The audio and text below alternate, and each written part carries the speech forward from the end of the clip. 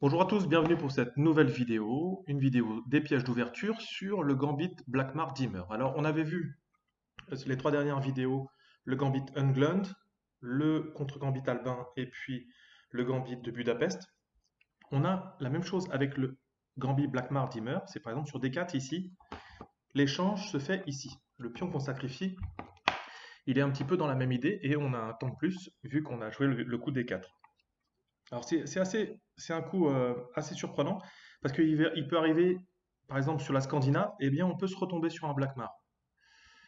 Également sur D4, D5, voilà, ça peut surprendre, mais là, s'ils ne savent pas quoi faire, eh ben, on peut se retrouver sur un Blackmar Dimmer et si on est ici, il faut pouvoir jouer la française. Donc il y a plein de transpositions. Alors ce gambit, initialement, il a été joué par Armand, il a été étudié par Armand Blackmar, c'est un Américain. L'idée c'était directement de jouer euh, le pion, de jouer F3 et ensuite de reprendre avec le cavalier. Seulement, si on jouait E5 de suite, il était un petit peu contré, il ne savait pas quoi faire. Ça, c'était dans les années 1880. En 1930, eh bien, on a Dimmer qui va reprendre à son compte ce gambit et y intercaler on va dire, le coup, par exemple, ici, euh, cavalier C3. Et là, cavalier F6 et on avait F3. Donc là, on a le gambit de Dimmer. Donc ce gambit a été analysé, s'appelle le gambit Blackmar-Dimmer. Alors ce gambit, il est assez intéressant, je le recommande à mes élèves pour jouer en partie rapide, en partie blitz, etc. Parce que il va permettre de jouer tactique. Alors il est incorrect, c'est une évidence. Mais sur l'échiquier, ça peut être très difficile de trouver les défenses. Et pour les débutants, ben ça va. L'idée, comme c'est de faire des attaques sur le roi, ça va permettre de travailler un petit peu la tactique. Voilà. Et vous allez voir que c'est pas anodin, c'est assez compliqué à jouer. Par exemple ici sur E4 directement, cavalier F6, et bien avec la poussée E5, on se rend compte que sur E4, on a déjà notre premier piège. Vous pouvez faire pause, essayer de trouver ici. Donc très simple, c'est F3 et le cavalier n'a plus de cases. Toutes les cases ici du cavalier sont prises, donc voilà, le cavalier est pris. Et s'il vient jouer sur E5, il vient jouer en F7, et bien on va avoir l'attaque E6, l'attaque de nuit qu'on avait vue dans la Lequin, qui peut être très intéressant avec, je sais pas, si avec un pauvre joueur des noirs, voilà, le fameux mat ici en G6. Voilà, ça, c'est les premières catastrophes qui peuvent arriver. Donc sur E3 ici, eh bien, cavalier F3, et on a cavalier F6. On va voir les deux premières défenses. Si ici, par exemple, les noirs jouent C5, pardon, sur cavalier F6, non, à la place de cavalier F6, si on a C5, ça c'est le premier point. Fou C4, dame D4, et on a une petite subtilité avec cavalier D5. Si la dame reprend ici le fou qui est non défendu, on a un joli mat ici. La case de fuite étant non défendue par la dame, ici, on a un mat direct. Donc assez joli. À la place de cavalier F6, si on a cavalier C6, D5. Voilà, on vient perturber un petit peu l'arrangement des pièces noires pour le sacrifice du pion. E5, dame D4 qui vient attaquer le fou en E5, le cavalier, pardon, cavalier G6, fou B5. Et là, on se dit, ok, bah là, le fou s'en va parce qu'on ne peut pas reprendre, sinon la dame est perdue. Bah, on reprend quand même. Et sur la reprise de la dame ici, on va faire un échec à la découverte sur le roi. Donc si on a fou D7, bien sûr, on a la prise de la tour sur échec. Donc le roi est obligé de venir en D8. On vient prendre la tour ici, on fait une nouvelle dame, ce qui fait que la dame qu'on avait perdue, on l'a récupérée en ayant gagné la tour. Ici, les blancs sont mieux. Voilà. On va voir d'autres défenses qu'F6, on va voir E5 et F5 maintenant. Donc les autres possibilités qu'on a, on a également donc E5. Dame E2, Dame D4. Donc là, on va avoir une variante qui avance un petit peu, qui avantage un peu les noirs. Dame prend E4, fou B4. Voilà, ça c'est toujours embêtant parce qu'on a un clouage sur le cavalier ici et ce cavalier défend la dame. Donc forcément, si on défend en D2, eh bien tout simplement fou C3 et on a gagné une pièce. Si on reprend ici, eh bien on a dame prend dame et on a perdu la dame. Et pareil, si on prend du pion F. Et si on prend la dame, bien sûr, on a la reprise ici, puis on a le gain net d'une pièce. Voilà, donc toujours faire attention ici. Sur Dame prend E4, alors on a des petits coups, on a Dame prend E4 directement, mais ici, surtout avant de reprendre le pion, plutôt, on a Fou D3, et ça donne des variantes un petit peu... voilà, on va gagner des temps sur la Dame. Voilà, ça permet d'activer pas mal de pièces, même si les noirs ici sont mieux. Voilà, donc ça c'est un petit peu dangereux. L'autre coup qu'on a également, c'est F5. On vient supporter le pion E avec le pion F, mais ça c'est toujours dangereux avec l'affaiblissement de cette diagonale-là, même si ici c'est pas forcément ça qui va faire la différence. Cavalier C6, Fou B5, on cloue le cavalier, E prend F3, cavalier prend, cavalier F6, et puis là tout simplement Fou prend, G prend, cavalier E5, et ici il n'y a plus rien qui peut empêcher la menace. Par exemple ici sur A6. Et bien ici, mat, les deux cases de fuite étant prises par le cavalier, également la dame, bien entendu. Voilà, donc on va revenir sur cavalier F6, le gambit Black Mortimer avec F3. Sur C5, par exemple, ici, fou F4, on vient développer nos pièces avec les blancs. C'est prend cavalier B5, et on vient faire une attaque ici, supportée par le fou.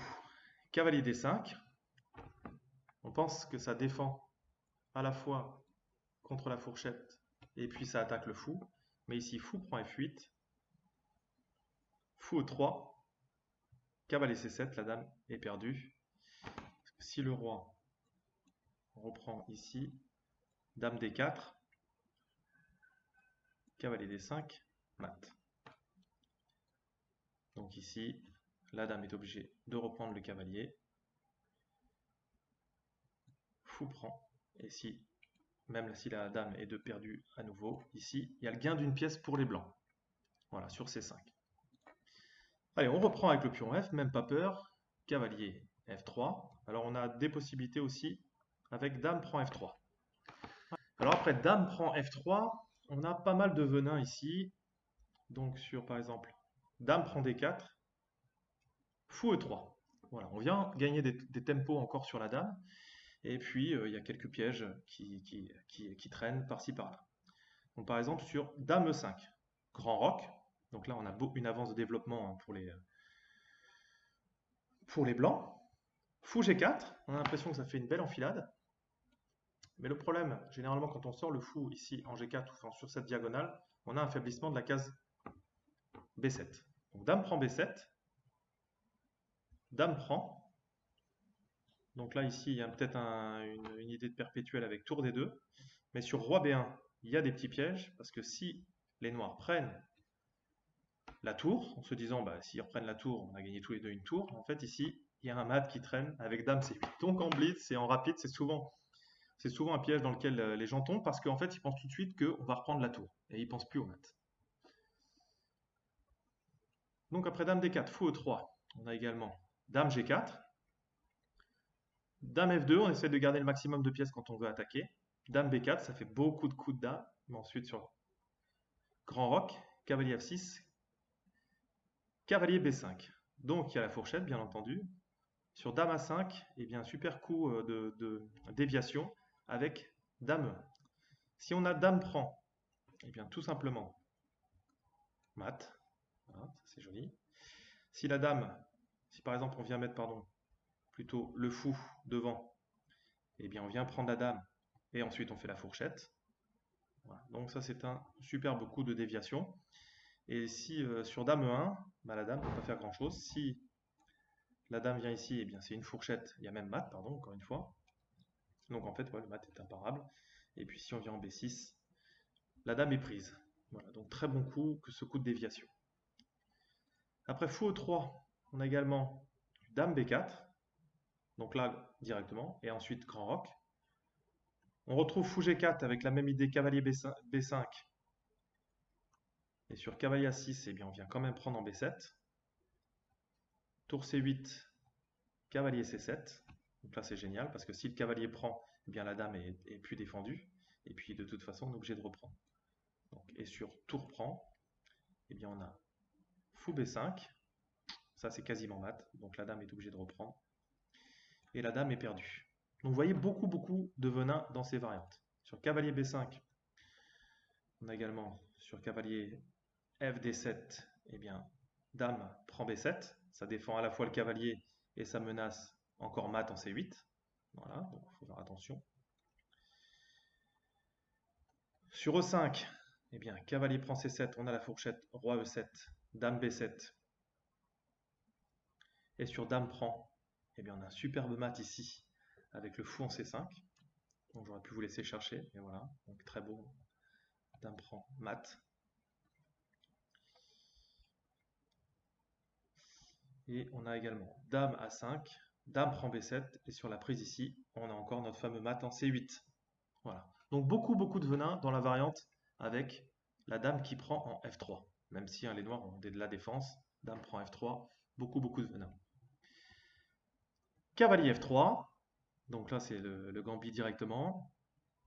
Alors on va voir fou F5, cavalier E5, H5, dame F3. Donc comme je vous le disais, à chaque fois qu'on sort le fou sur cette diagonale, on a cette case-là qui est affaiblie. Donc dame F3 a beaucoup de venin et beaucoup de vigueur.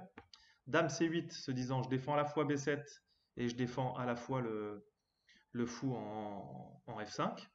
Fou C4, donc là on vient attaquer directement sur la case faible en F7.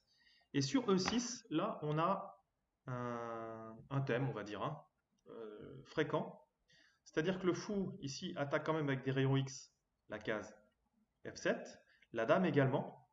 Donc là, je vais vous montrer un autre coup, mais par exemple ici, quand on prend ici sur F7, si on a roi prend, et bien tout simplement on peut prendre le fou en F5 parce que le fou ici cloue le pion E6. Voilà. Donc ça c'est un grand classique, un gros thème qui revient fréquemment.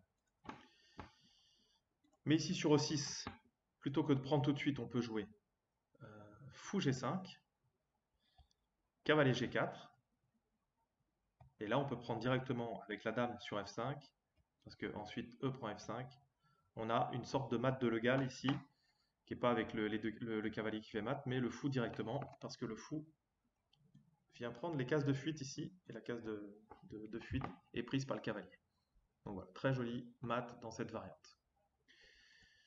On a également fou G4, donc fou F4, on vient développer nos pièces, et sur l'échange ici, forcément on n'a plus le fou qui peut défendre, on attaque de nouveau la case B7, dame prend D4, dame prend B7, et si la dame prend le fou qui est non défendu, on retrouve notre mat avec dame C8. Qu'est-ce qu'on peut trouver également? G6, pour essayer de sortir le fou en fianchetto.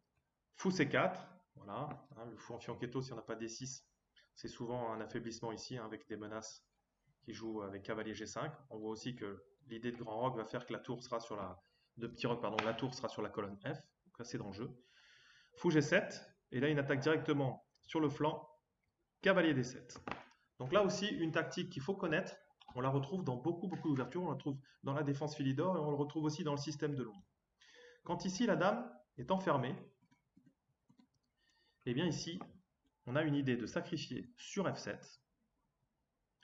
Et quand le roi reprend, et bien on vient avec cavalier en G5. Et là ici, vous voyez que le roi, il a une case, deux cases, trois cases. S'il va sur roi E8, eh bien on a l'enfermement de la dame et la dame est gagnée. Sur roi F8, on a une fourchette et la dame est gagnée. Et sur roi G8, eh bien on vient gagner un tempo en attaquant la dame, dame D8, et là on vient faire fourchette entre la dame et la tour, donc on va avoir un gain de qualité ici, dans cette variante. Donc ça c'est une vraie tactique. Dans la Philidor, cette tactique existe, mais les noirs ont du contre-jeu. Ici, ils n'ont pas de contre-jeu parce que la dame n'a pas de possibilité de venir rapidement attaquer sur l'aile roi. Voilà. Donc ça, c'est une tactique vraiment à connaître. La dame est enfermée, fou prend, roi prend, et ici sur les trois cases, la première, enfermement de la dame, ici fourchette, et roi G8 qui est le meilleur, on vient gagner un tempo sur la dame. Ici, la dame ne peut pas venir parce qu'il y a le cavalier, donc elle est obligée de venir sur E8 et ici, fourchette. Donc retenez bien cette combinaison, on la retrouvera dans les pièges d'ouverture, dans d'autres ouvertures, comme je vous l'ai dit. Donc le coup le plus dangereux, pas le plus dangereux, mais C6 est souvent très intéressant comme défense pour les noirs.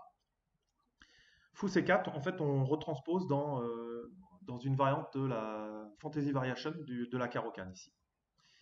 Cavalier B vend D7, cavalier G5 attaquant F6, cavalier D5, cavalier prend, C prend. Et là ici, on a une belle tactique avec cavalier prend F7, roi F7, dame H5 échec. Donc là, on voit ce qui se passe. Hein. Si le roi vient en E6, eh bien on a dame D5, roi F6, mat. Et oui, cette case est prise par le fou et celle-ci par le pion. Donc voilà, c'est un joli mat. Et sur qu'est-ce qu'on a d'autre? Sur G6, pardon. Sur G6, bah vous pouvez faire pause, essayer de trouver le mat 33 ici dans cette position.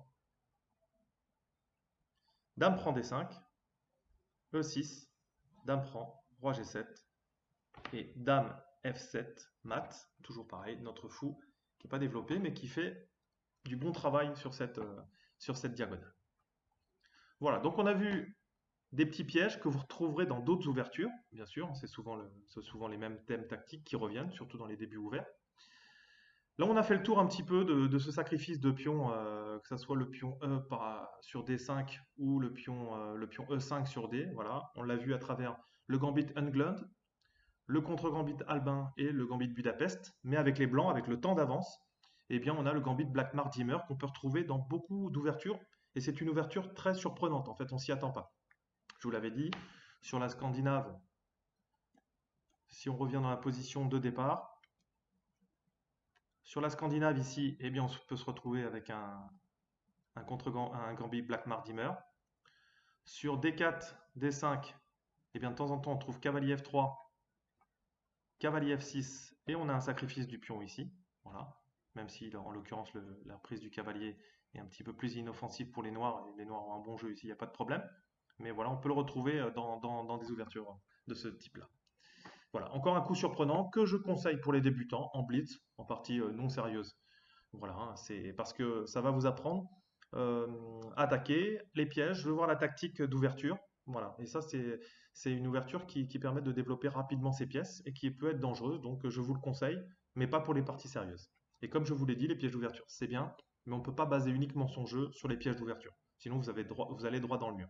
En revanche, si vous tentez un piège et que le coup que vous allez jouer pour tenter ce piège améliore votre position, alors là, ne vous en privez pas, bien entendu. Voilà. Mais les pièges, on les garde que dans les situations désespérées. Voilà. Si vous avez 2 pièces, 3 pièces de retard, bah, vous pouvez tester de tenter un piège, de rentrer dans une variante de maths ou d'échec perpétuel, par exemple.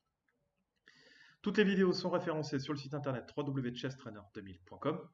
Vous nous retrouvez sur Facebook, Twitter. Mettez vos commentaires. Hein. J'aime, j'aime pas, pourquoi? Est-ce que c'est trop long, trop court? Voilà. Je prends toutes les remarques. Ça m'aide à améliorer la qualité des vidéos que je vous propose. Voilà. En attendant, encore une fois, passez de bonnes vacances et puis je vous dis à bientôt. Ciao!